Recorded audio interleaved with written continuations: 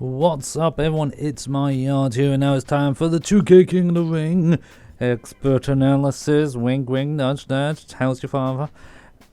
Spoiler alert for anyone that's watching this and doesn't know what's going on. It's Tag Team Tournament, 16 YouTubers, and its epicness included is me this year. So obviously I will win, of course. So let's get on with it, shall we? Let's go on to the first matchup. This was Liu Ji and JD from New York against Tony Pizza Guy and Will Power, Pizza Power as they like to be known, Dude Love and Steve Austin. Now, in this particular matchup, Miss Luge, she had a little problem with countering, and that can happen. Now, we almost thought it was going to go down to a 1-on-2 situation with Austin getting sweet chin music right there, but it just wasn't to be. It all started to get a bit chaotic near the end of the match. For those that unassumed of the rules, it's finishers only. You can't win by submissions, and you're only allowed to have one pin breakup, but that doesn't stop some random occurrences like this. It got quite a slow start, and then it got better and better, but Tony and Will Power were just pretty much dominating this match, it has to be said. They kept the ring apron cleared, they did some lovely combos together, and this was the bad problem for Miss John Cena there. She went in a bit too early and wasn't able to get the pin breakup because they still had one pin breakup, and because of that the ref saw Cena come into the ring, and that caused him to get stuck off the apron and couldn't get back in on time.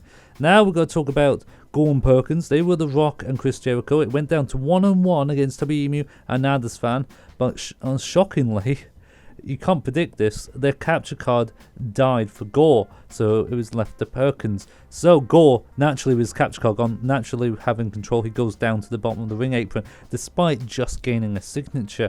Now, of course, it would have taken a few seconds to get the picture back up, hence why he's walking out of safe soon.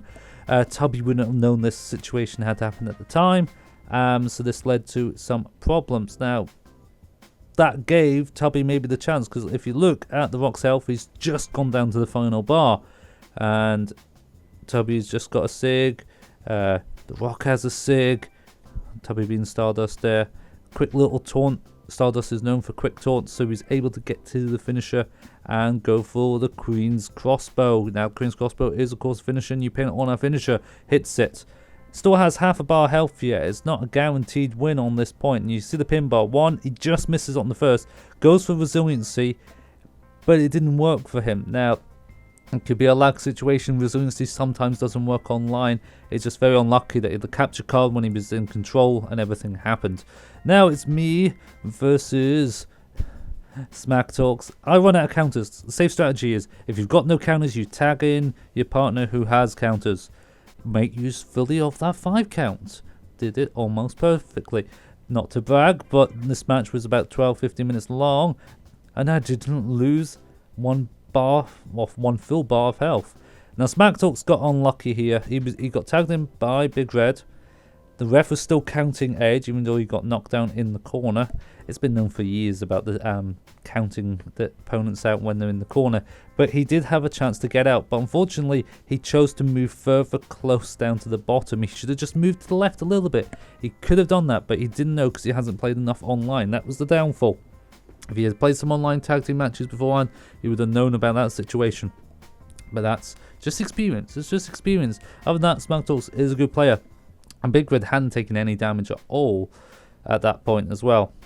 Using ring escape like a boss. Then, of course, the main event has to be Denk and Pulse versus Up, Up, Down, Down, Austin Creed and all that. And Austin, if you're watching, probably not, but you did do some fundamental flaws, and you can blame the lag, you can be salty, you can be whatever. Everyone gets the same lag. Everyone has the same equal opportunities to kick out because there's no lag on a kick out bar.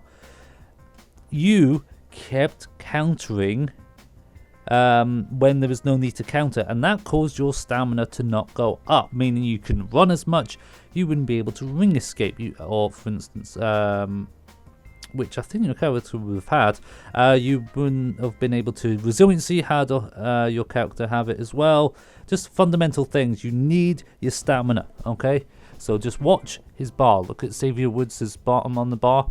He should be gaining stamina at this point, but he's pressing and spamming the counter button, and that's causing him not to gain vital stamina, and that's crucial, especially in a tag team match. Tag team counters, always good, but you need your stamina more importantly, because if you counter this move, you wouldn't be able to run about. You wouldn't be able to run to the other side of the ring. They both have stamina. They'd be able to run. Look, you can only walk. You couldn't escape. That's what happens. It's a fundamental flaw, and that's how you got speared. You could have got a chance to tag in Kofi Kingston, El Murphy, but you didn't.